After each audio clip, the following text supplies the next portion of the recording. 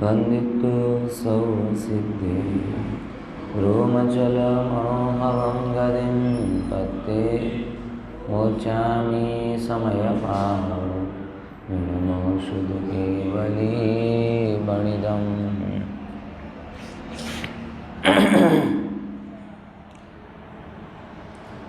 आत्मा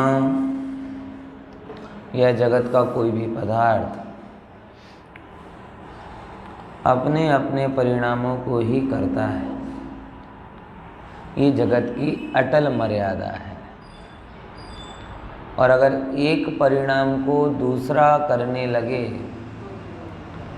दूसरे के परिणाम को तीसरा करने लगे, तो पूरे जगत का लोप हो जाएगा।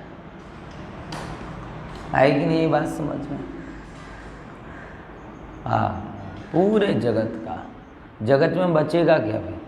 मैं उस रूप हो गया, वो मेरे रूप हो गया, हम दोनों मिलकर किसी तीसरे के रूप हो गए, तीसरा मिलकर किसी चौथे के रूप हो गया, सब एक दूसरे के रूप हो गए, तो जगत में क्या बचेगा?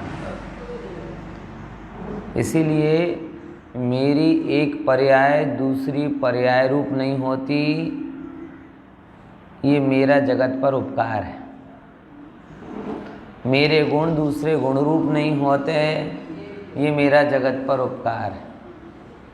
मैं किसी दूसरे द्रव्य रूप नहीं होता, ये मेरा जगत पर उपकार है। उपकार तो कहने के लिए है, वास्तव में व्यवस्था ऐसी है, सारी जगत की व्यवस्था ऐसे ही चल रही है।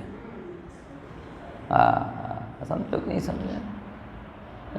एक रक्त की बूंद में कितनी सारी चीज़ें रहती हैं बताओ?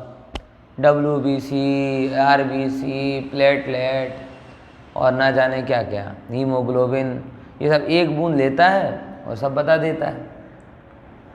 करा है ना, ब्लड टेस्ट कराया होगा ना, तो पता चलता है, वो तुरंत बता देता है इतने काउंट हैं, इतने WBC हैं, इतने RBC हैं, इतने प्लेटलेट, और ना जाने 4-5 तो मुझे याद है, बाकी तो हजारों।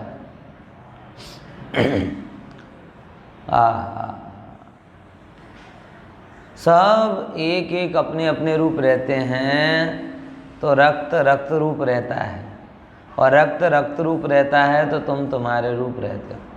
विचार करो, जैसे अभी शिवसेना में हुआ है ना, आधे लोग छोड़ के दूसरे पक्ष में चले जाएं,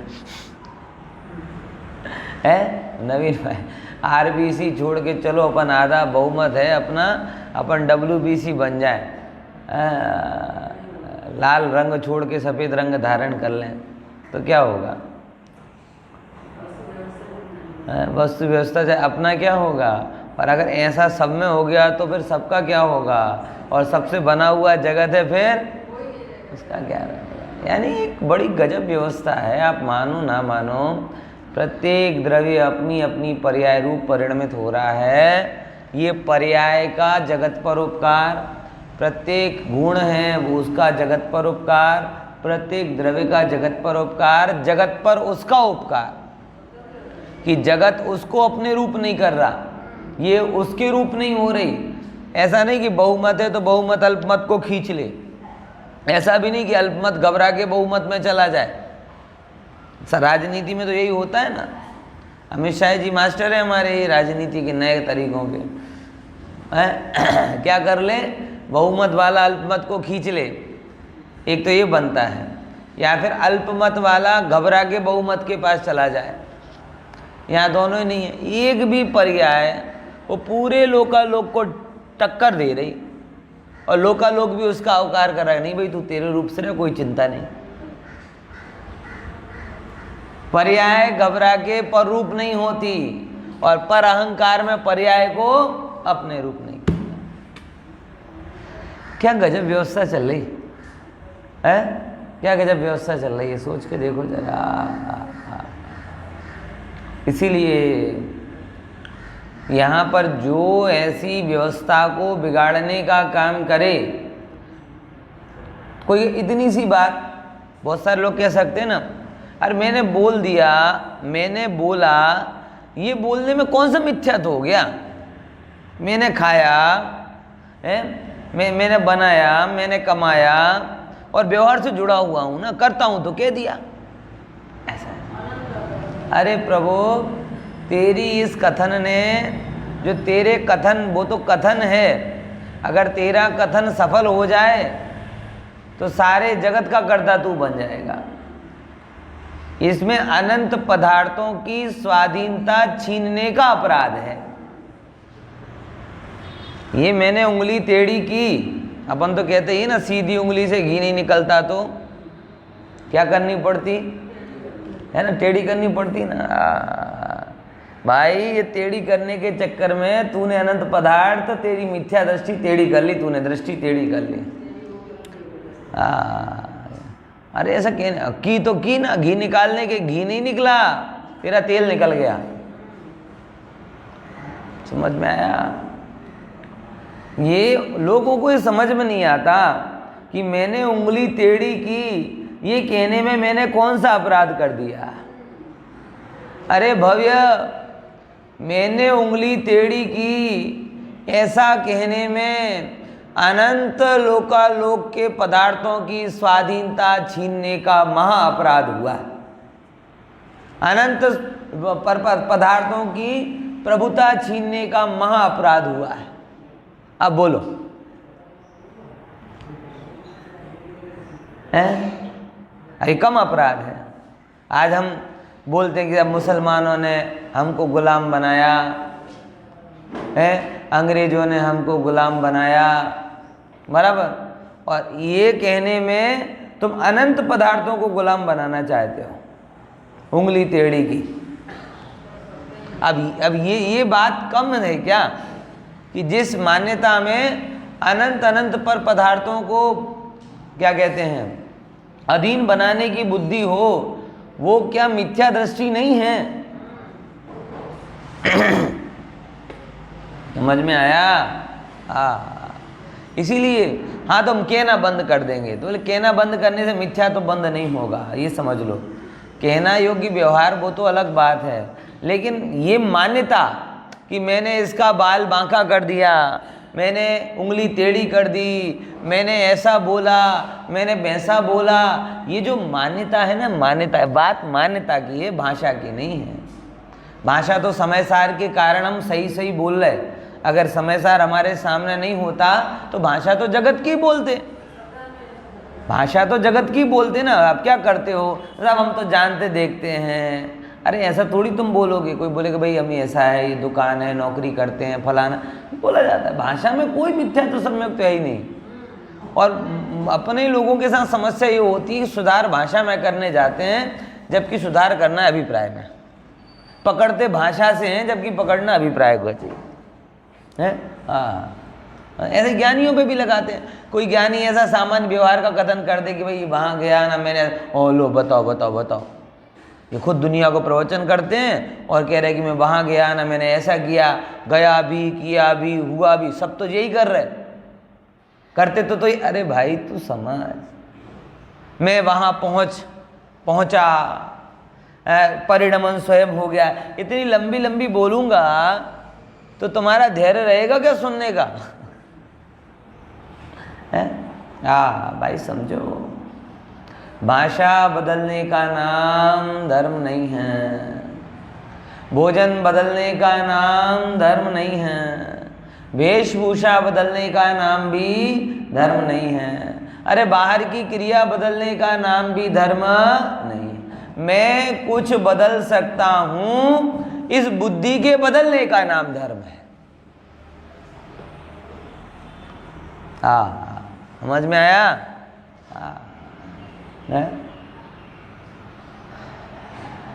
बोलो, शरीर के द्वारा व्रत उपवास आदि करने का नाम धर्म नहीं है, पूजा पाठ आदि करने का नाम धर्म नहीं है, देश समाज जगत के हित के काम करने का नाम धर्म नहीं है। ओहो, मैं कुछ करता हूँ, इस बुद्धि के अभाव करने का नाम धर्म है। समझ में आया है कि नहीं आ रहा? बात अलग है भाई, बात अलग है, बात जुदी है थोड़ी। समझे कि नहीं समझे? तो हमें जो द्विक्रियावाद पढ़ाया जा रहा है वो पर्याय अपने जो परिणमन है, जो कार्य है वो परिणमन है, और परिणमन मतलब पर्याय है, और पर्याय द्रव्य से अभिन्न होती है, ये सिखाने के लिए बताया जा रहा है। क्या बोला? बोलो जरा, ये द्विक्रियावाद क्यों बताया जा रहा है? बोलो बोलो। कि जो कार्य हो रहा है ना, कार्य, क्रिया हो रही मतलब कार्य हो रहा है। अब जो कार्य हो रहा है वो किस में हो रहा है? कार्य मतलब है क्या?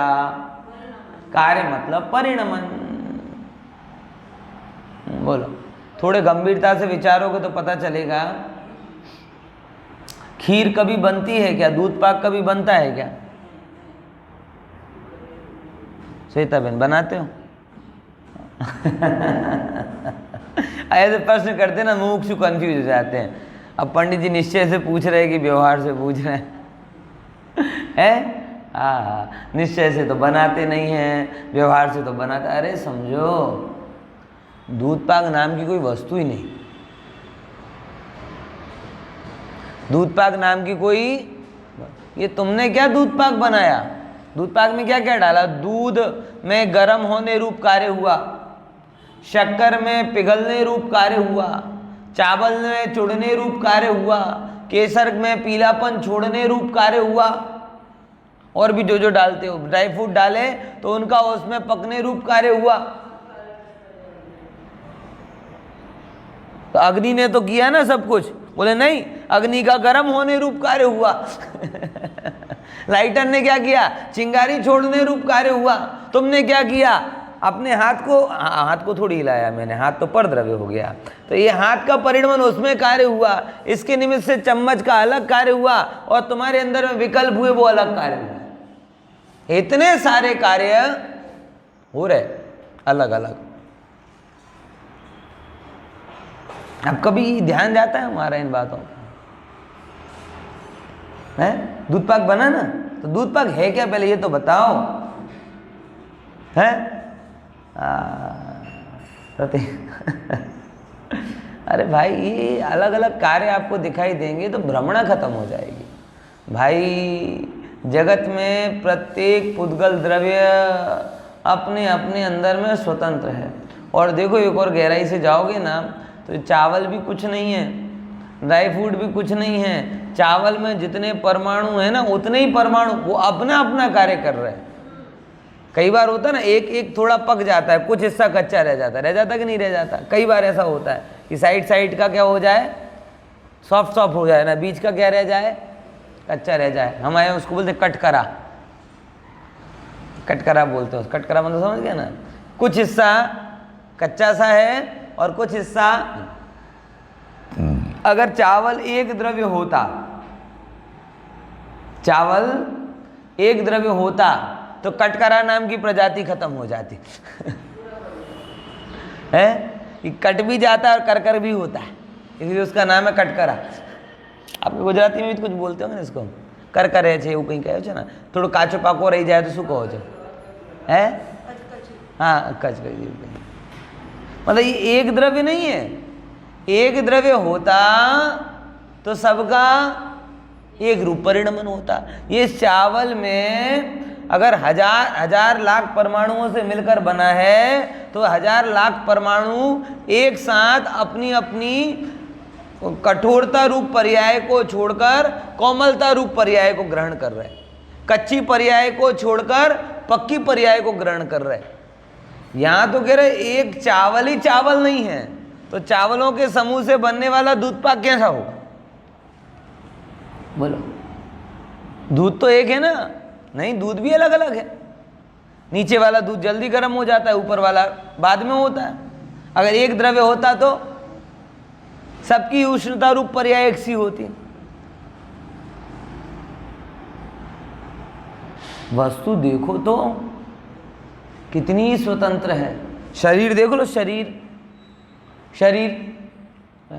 के बाल देख लो, है? इतने सारे बालों में से एक आध कोई बाल कहता है मैं तो भिन्न द्रव्य हूं, सफेद हो जाता है। आप कुछ नहीं कर पाते, बाद में करते हो डेंटिंग पेंटिंग, वो अलग। लेकिन वो कहता है मैं अलग हूं, मैं एक द्रव्य नहीं हूं, मैं अलग हूं। और कुछ तो बाल भी गजब होते हैं, आधा हिस्सा सफेद होता है आधा काला। शरीर का एक एक परमाणु यहाँ पे वो काला हो जाए, निशान आ जाए, पूरा शरीर बढ़िया है, इतने से भाग में दाग हो जाए, वो कहता मैं तुम्हारा थोड़ी हूं, मैं तो अपने आप स्वतंत्र हूं। इतने परमाणु मिलकर शरीर के एक एक प्रदेश को तल तल हो जाता ना, तल, उस तल को काले होने से रोक नहीं पाते, उसे गोरा नहीं कर पाते पूरी जिंदगी। ख्याल में आया कि नहीं आया है? विचार करके देखो, जैसे यहाँ पे तिल है, यहाँ पे तिल है मेरे, अब बाकी शरीर के पूरे परमाणु सफेद, बराबर।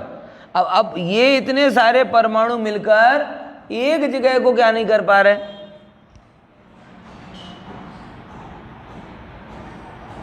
ये बताता है ये दो भिन्न द्रव्य हैं।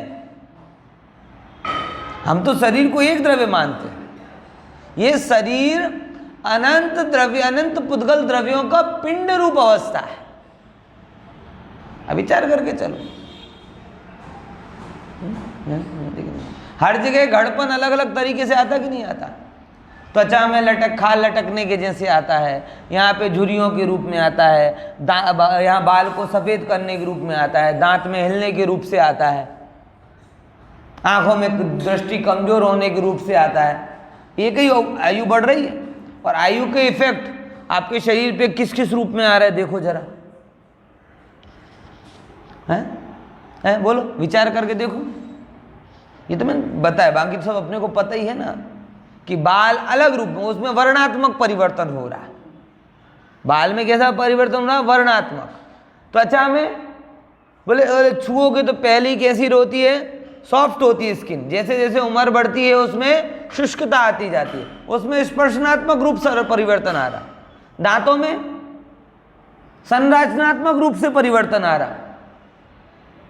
पहले मजबूत थे, दमे हुए थे, अब क्या हो गए? ढीले होने लगे। शरीर के अंगों में क्रियात्मक रूप से परिवर्तन आ रहा कि पहले जो भी खा पी लेते थे पच जाता था, अब पचता नहीं है। अब देख रहे हो, ये अगर एक होता,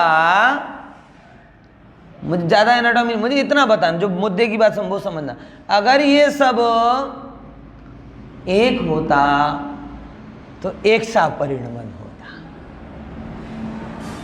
क्या बोला? अगर ये सब एक होते तो परिणमन भी कैसा होता? एक सा होता। एक सा परिणमन नहीं होता ना, मतलब क्या है? एक नहीं है। ये तो तुम्हारा नसीब कि एक साथ काम कर रहे, पुण्य का उदय, उनकी योग्यता। बाकी एक भी अगर आड़ो फाटे ने तो तमें आड़ा थी जाओ। सच बता रहा हूँ, पूरा जीवन आपको पता नहीं चलता, ये अनंत पुद्गल द्रव्य संप के साथ काम करते रहते हैं, और उनमें से अब किसी एक के पाप को उदय योग्यता आती है तो अपना काम करना बंद कर देता है, तो तुम रो रो के निकलते हैं दिन पूरे। इतने सारे अंगों में एक नस अगर ठीक ठीक काम ना करे, वो दब जाए कहीं से, तो फिर पूरे टाइम यहाँ दुख रहा है, वहाँ दुख रहा है, ये दुख रहा है, वो दुख रहा है, बस चालू। इनको एक किसने रखा था? तुमने? तुम्हें तो पता भी नहीं था कि कहाँ क्या क्या है। समझ में आया? इसलिए थोड़ा विचार करके चलो। कण कण स्वतंत्रता का घोष करता है, बराबर ख्याल में आया? और एक भी चीज को दूसरे ने किया, दूसरी चीज को पहले ने किया, ये मान्यता द्विक्रियावाद मिथ्यात्व है। क्यों? क्योंकि इसमें जैसे एक देश को, एक आदमी को गुलाम बनाना, आज भारत की बात कहें तो आप किसी को गुलाम बना के बेच सकते हो क्या? अधीन कर सकते हो? नहीं, अपराध है। फंडामेंटल राइट्स है कि आप मानव का व्यापार नहीं कर सकते, मानव को गुलाम नहीं। जब मानव, एक मानव को गुलाम बनाने का अपराध दंडनीय है, तो अनंत पर पदार्थों को मैं अपने हिसाब से चलाता हूं, ये अपराध दंडनीय क्यों नहीं होगा? तो अगर ये शास्त्रकार भगवान कह रहे ये द्विक्रियावादी है, मिथ्या दृष्टि है, तो ये कम कह रहे कि ज्यादा कह रहे? भाई मिथ्या दृष्टि से तुम घबराओ मत, मिथ्या दृष्टि तो हो ही, लेकिन अपराध तो मिथ्या दर्शन है, फल निगोद है। जैसे अपराध गुलाम बनाना है और फल जेल है। बहुत सारे लोगों की बात है, मैंने बोल दिया ये मानने में मिथ्या दर्शन, मैंने सब्जी बनाई ये मानने में मिथ्या दर्शन। हाँ है, और मिथ्या दर्शन को तुम ऐसे मत समझो, इस मिथ्या दर्शन के अपराध का फल क्या है? निगोद है। मैं एक ही जगह ऐसी बात कर रहा था, बोले ये गजब बात है साहब, ये तो ककड़ी के चोर को कटार मारने वाली बात हो गई। मैंने बोल दिया, जरा सा कह दिया, आपने मिथ्या दृष्टि कह दिया मुझे। भाई कहने से नहीं किया, पहले नंबर ये नक्की कर। कहने में तो तुम पूरा व्यवहार में ये कह दो ना, कोई फर्क नहीं पड़ता। ये जो दोष है ना, दोष वो कथन का दोष ही नहीं है, वो दोष अभिप्राय का दोष।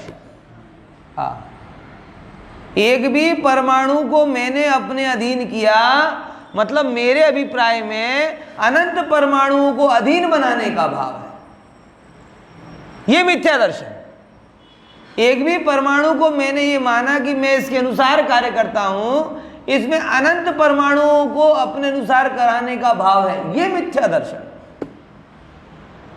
और इस मिथ्या दर्शन का अपराध, इस मिथ्या दृष्टि का अपराध, ओहो, ये निगोद है।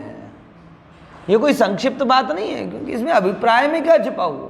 जब जब भी व्यक्ति ये कहता है, जैसे आजकल ये बात नहीं आती है कि इनने विरोध किया तो इसको मार दो, मतलब क्या हुआ? जो जो भी विरोध करेगा उसको मार देंगे। हो रहा है कि नहीं आजकल? उदयपुर में जैसे हुआ, अनेक अनेक जगह होता है। तो विरोध अलग है, लेकिन ये जो वृत्ति कि जो विरोध करेगा हम उसे मार देंगे, एक के मारने में अनंत के मारने का पाप। समझ में आया क्या बोला? एक के मारने में अनंत के मारने का पाप है। प्रैक्टिकल दिख रहा है एक मर रहा, लेकिन अभिप्राय में क्या छुपा है? एक को मार दो, बाकी सब ठीक हो जाएंगे। ऐसे एक के परिणमन को मैंने किया, इसमें अनंत के परिणमन को मैं कर सकता हूं, ये अभिप्राय की भूल है, ये मिथ्या दर्शन है। मतलब इसीलिए तो कह रहा है, ये उंगली मैंने टेढ़ी की या उंगली मैंने सीधी की, इसमें उंगली की तो बात ही नहीं। ये जो मान्यता कि एक पुद्गल द्रव्य के परमाणु को मैं कर सकता हूं, बराबर, ये मान्यता में अनंत पुद्गल परमाणुओं को मैं मेरे हिसाब से चला सकता हूं, ये भावना छुपी हुई है। ये अघोषित ईश्वरत्व लेना है। क्या लेना है? अघोषित ईश्वर। जगत में ईश्वर करते क्या? दुनिया में जैन धर्म के अनुसार तो है नहीं, मगर दुनिया में ईश्वर किसे कहा जाता? कि जो सबका करता हो, है, पेड़ों को फल से ला दे, फूलों में सुगंध दे, हर काम जगत में हो रहा है जो ईश्वर, वो उसका करता कौन? ईश्वर। जैन धर्म ऐसा ईश्वर तो मानता नहीं, लेकिन ईश्वर बना कैसे? क्योंकि हमारी मान्यता है कि हमें कर्ता बनने में आनंद होता है। इसीलिए व्यक्ति पर के कर्ता के रूप में स्वयं को ईश्वर जैसा बनाना चाहता। भाई, जैन दर्शन दार्शनिक रूप से सृष्टि के कर्ता के रूप में ईश्वर को मानता नहीं, और जो पर के कर्ता के रूप में ईश्वर बनना चाहता है उसे कहता कि प्रभु तू मिथ्या दृष्टि है, प्रभु तू मिथ्या दृष्टि है। प्रभु भी बोलेगा और ये भी बोलेगा कि तू मिथ्या दृष्टि, तेरा स्वभाव ऐसा नहीं है, लेकिन अभिप्राय में तो ये दिख रहा है ना तू कर्ता बन रहा है, इसका कर्ता बन। ओ हो, कौन किसको करे, कैसे करे, क्यों करे, कहाँ करे? ख्याल में आ रहा कि नहीं आ रहा भाई? समझे? ये बात है। इसलिए प्रत्येक पर्याय कार्य जो भी हो रहा है वो कार्य क्या है? अपना परिणमन है। प्रत्येक कार्य क्या है? परिणमन है। प्रत्येक कार्य क्या है? परिणमन। परिणमन मतलब पर्याय है। प्रत्येक कार्य क्या है? परिणमन। जो भी हो रहा है, और ये एक एक अपने को दिख रहा है। मैंने आपको थोड़ी देर पहले दिया था ना, दूध पाक बना, दूध पाक बनता ही नहीं। चावल अलग रूप परिणमित होता, दूध अलग रूप परिणमित होता, है ना, केसर अलग रूप परिणमित होती, शक्कर अपने रूप परिणमित हो रही है, अग्नि अपने रूप परिणमित हो रही है, सब अपने अपने द्रव्य रूप परिणमित हो रहे हैं। और हमें जगत में एक व्यवहार कर दिया कि ये क्या बन गया, जगत में दूध पाक नाम की ऐसी कोई वस्तु नहीं। लेकिन अब हमें वो भिन्न भिन्न पर्याय नहीं दिखाई दे रही, हमें उनकी एक पर्याय। तो देखो, समान जाति द्रव्य पर्याय के ना व्यवहार है, परमार्थ नहीं। क्या बोला? समान जाति द्रव्य पर्याय के ना व्यवहार है। ऐसे समझो, ये पुस्तक है ना, पुस्तक, ये पुस्तक को पुस्तक के ना व्यवहार है। क्यों व्यवहार है? क्योंकि अनंत अनंत पुद्गल परमाणु मिलकर एक पुस्तकाकार रूप परिणमित हो गए, और उनका नाम हमें जगत में कुछ तो कहना पड़ेगा ना। हम क्या बोलेंगे? अगर मुझे किसी से बोलना है कि भाई पुस्तक लाओ या ये मुझे चीज चाहिए, तो क्या बोलेंगे? वो अनंत पुद्गल परमाणुओं का पिंड लेकर आ जाओ, तो कुर्सी भी ले आएगा, वो टेबल भी ले आएगा, सब अनंत पुद्गल परमाणुओं का पिंड है। तो हमने जगत में उसका क्या नाम दे दिया? ये पुस्तक है, ये माइक है, ये रोटी है, ये सब्जी है, ये पंखा है, ये है, ये वो है। ये सारा व्यवहार, ये सब क्या है? क्यों व्यवहार है? क्यों व्यवहार है?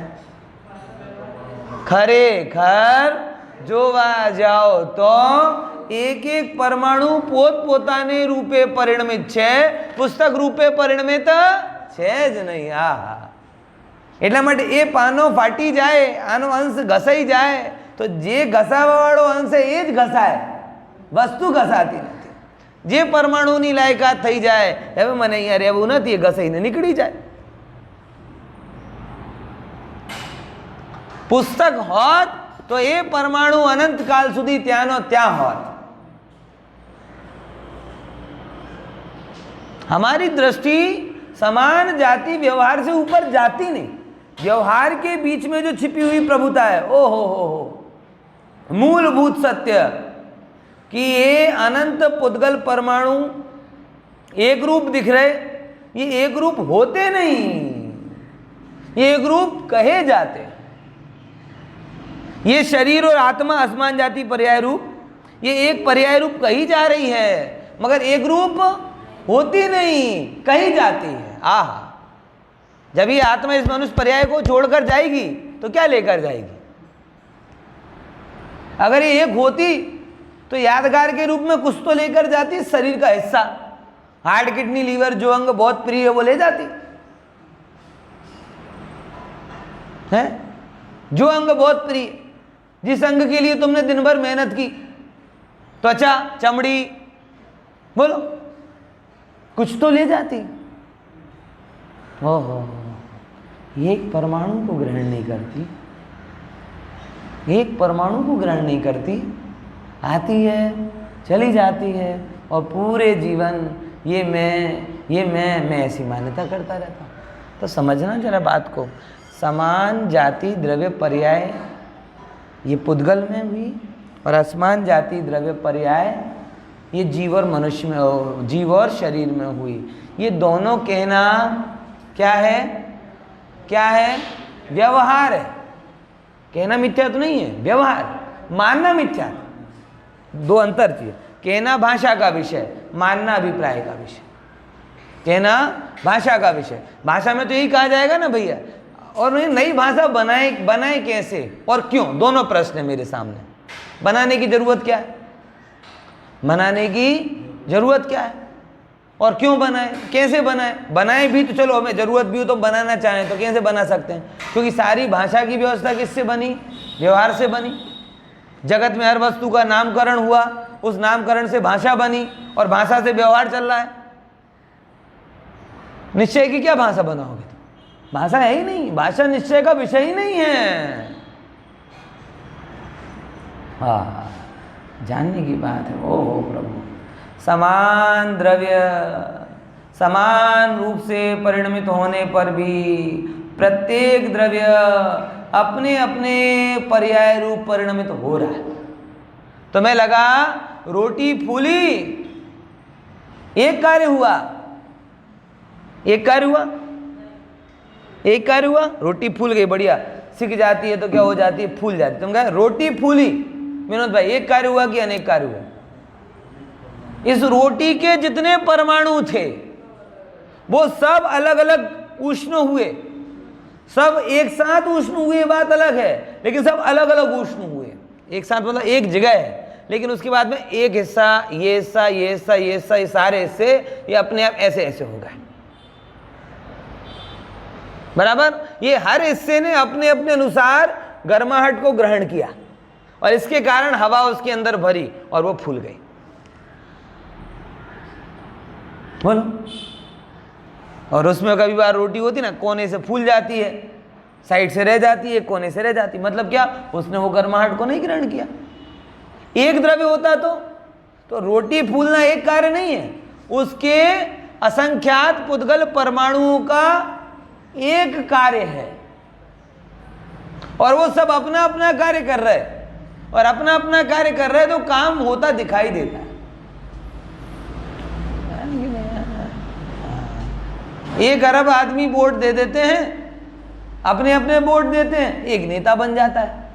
तो एक के कार्य से नेता बना क्या? एक के कार्य से, एक जैसे कार्य से नेता बना। आई कि नहीं बात समझ? 1 अरब आदमियों ने कौन सा काम किया? अपना अपना काम किया कि अलग अलग काम? एक काम किया, अपना अपना अलग अलग काम किया। किसी ने भाजपा, किसी ने कांग्रेस, किसी ने कुछ, किसी ने कुछ है। सबने अपना अपना काम किया और एक आदमी आ गया बनकर, चुनकर। तो एक के काम से एक नहीं आया, अनेकों में से बहुतों के एक जैसे काम से वो एक आया। तो बहुतों ने एक जैसा काम किया ये तो मान सकते, लेकिन बहुतों ने एक काम किया। कानून भी कहता है एक आदमी के नाम पर 2 वोट डल जाएं तो वोट कैंसल। वस्तु कहती है एक द्रव्य 2 पर्याय रूप परिणमित हो जाए, कैंसल, मिथ्या, वो इलीगल, ये मिथ्या। नवीन भाई ख्याल में आ रहे ना? आप तो बने होगे ना कभी इलेक्शन वाले अधिकारी। कितने सारे कैंसल होते थे वोट, किस नाम पर होते थे? टीचरों को यही काम तो कराते ज्यादातर है कि एक आदमी के नाम पर 2 वोट डल जाए, वो वोट कैंसल। एक द्रव्य में एक गुण की एक समय में 2 पर्याय हो जाए, वो कैंसल। पहले नंबर तो होती नहीं। अब जो होती नहीं ऐसे को देखे, ऐसे को माने, अपना माने, वो मिथ्या दृष्टि। भाई तुम जैसा है वैसा देख नहीं रहा। समझ में आया? देखो बहुत गहरी बात, देखो थोड़ा समझ लो तो बहुत मजा आएगा।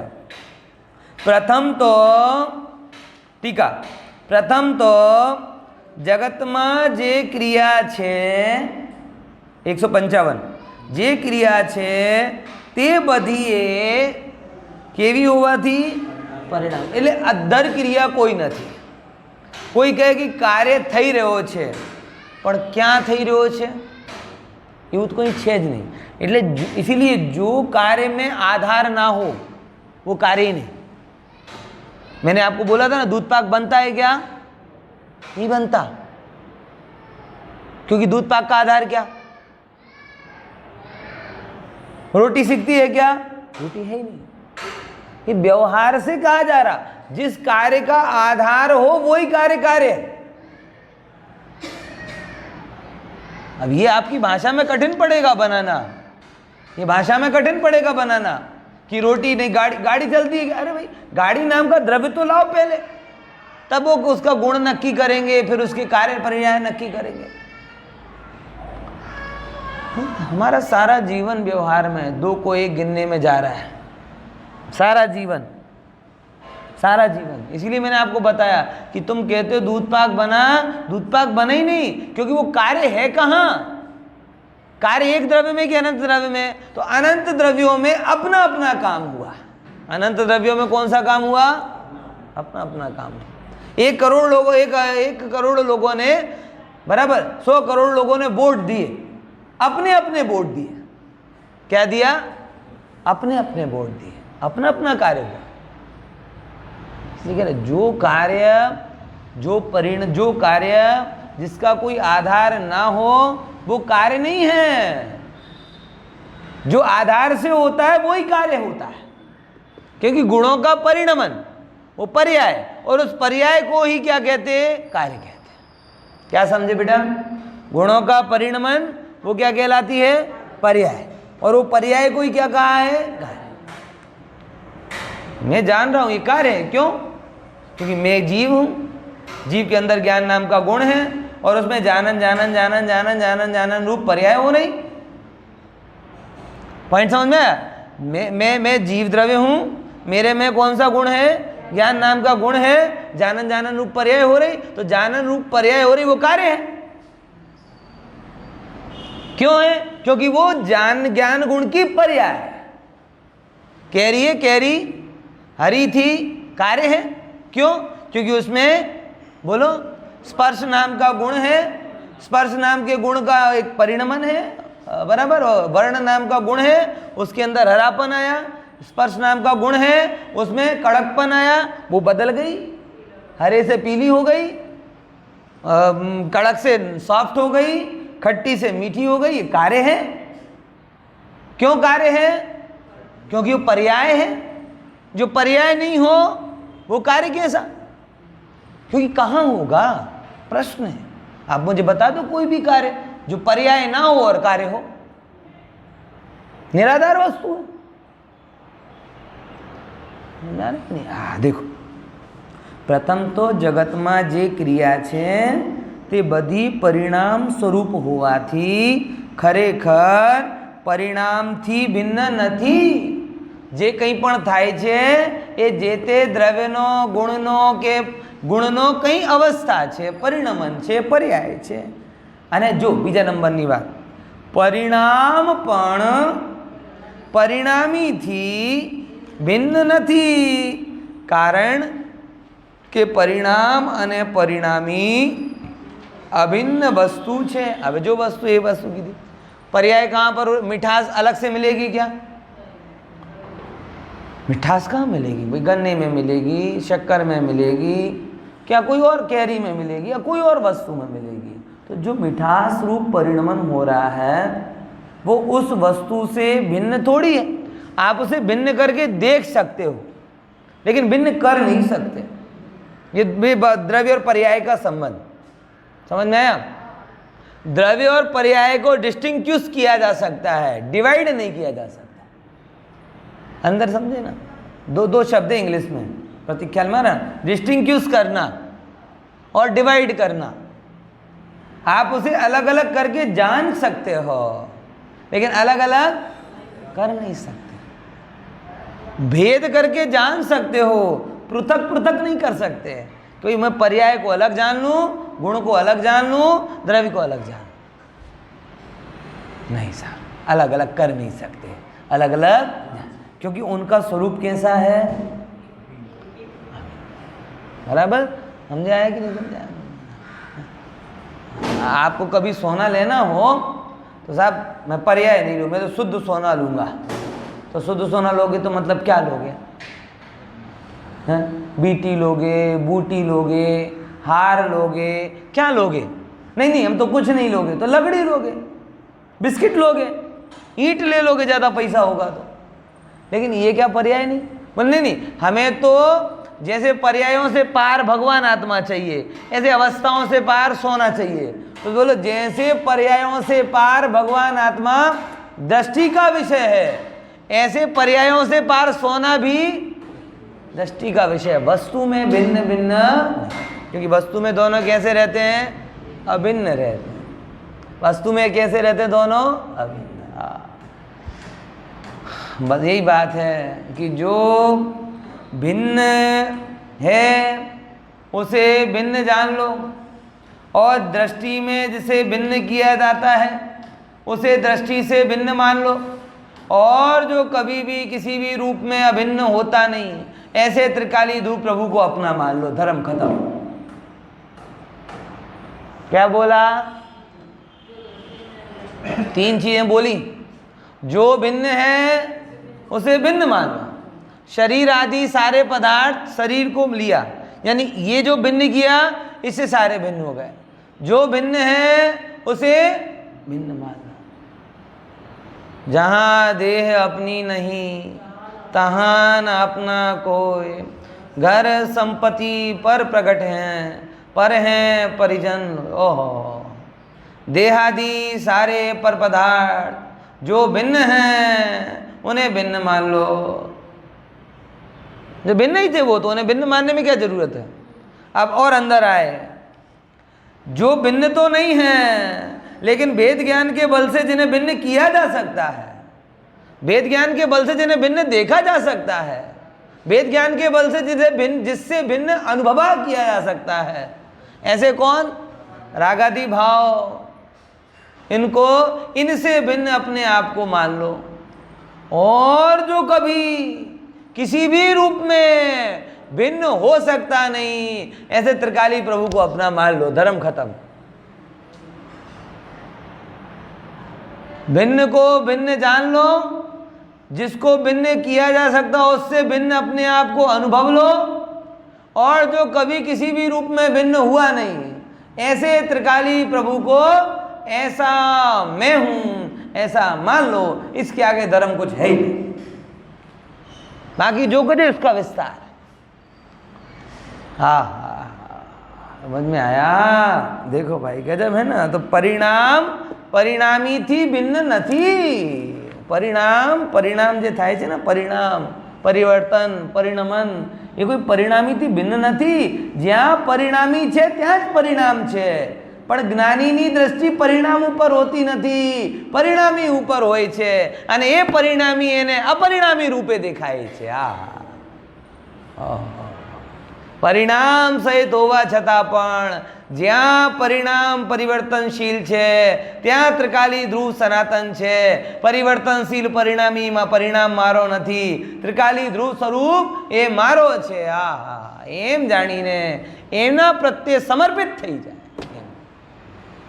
જો પરિણામ અને પરિણામી અભિન્ન વસ્તુ છે, માટે હવે જો માટે સિદ્ધ થયું कि जे कोई क्रिया છે એટલે કાર્ય છે, પરિણમન છે, એ બધીએ ક્રિયાવાનથી ભિન્ન નથી। જે પરિણમન થઈ રહ્યો છે એ પરિણમન એના દ્રવ્યથી જુદો નથી। પાણી ગરમ થયો, ગરમાહટ જુદી કરી દો ને પાણી જુદી કરી દો, ना पॉसिबल।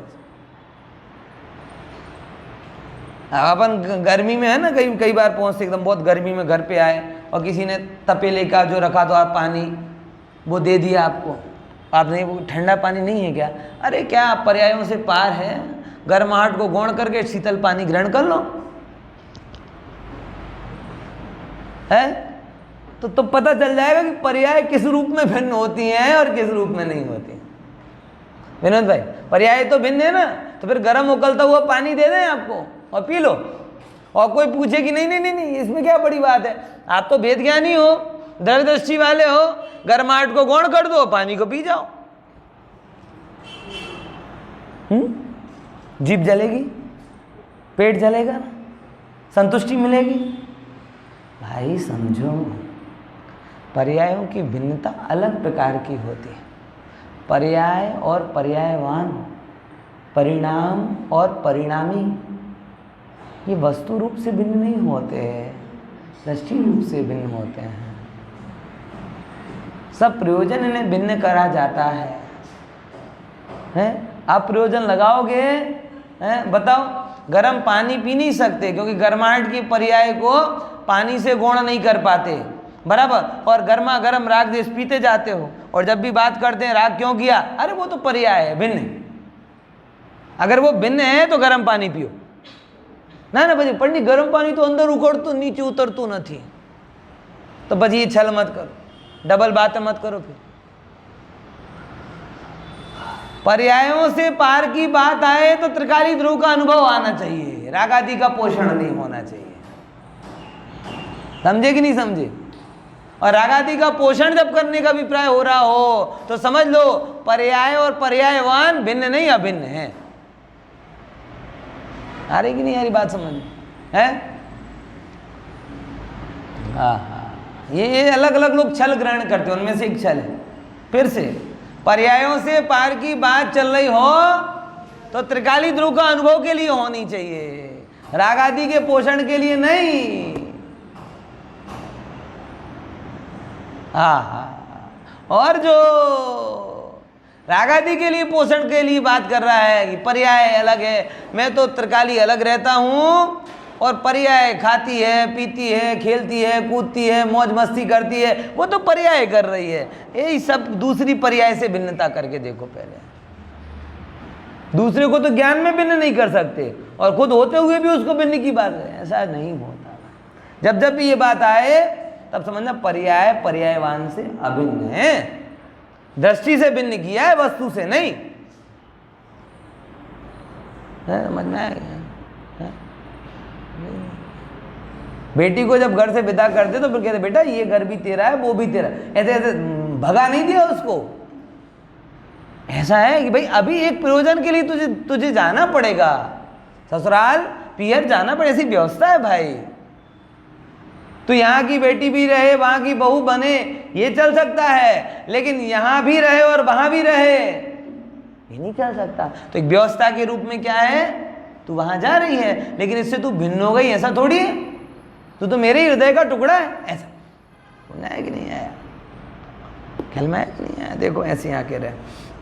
हाँ हाँ हाँ, क्रियावांति आम वस्तु स्थिति अर्थात वस्तुनी एवी જ મર્યાદા હોવાને લીધે ક્રિયા અને કર્તાનું અભિન્નપણું સદાય તપતું હોવાથી જીવ જેમ વ્યાપ્ય વ્યાપક ભાવથી પોતાના પરિણામને કરે છે અને ભાવે ભાવક ભાવથી તેને જ અનુભવે ભોગવે છે, તેમ જો વ્યાપ્ય વ્યાપક ભાવથી પૂતગલ કર્મને પણ કરે અને ભાવે ભાવક ભાવથી તેને જ ભોગવે તો તે જીવ પોતાની અને પરની ભેગી મળેલી બે ક્રિયાથી અભિન્નપણાના પ્રસંગ આવતા સ્વપરનો પરસ્પર વિભાગ અસ્ત થઈ જવાથી। ઓહો क्यों सुंदर गीत हो અહીંયા।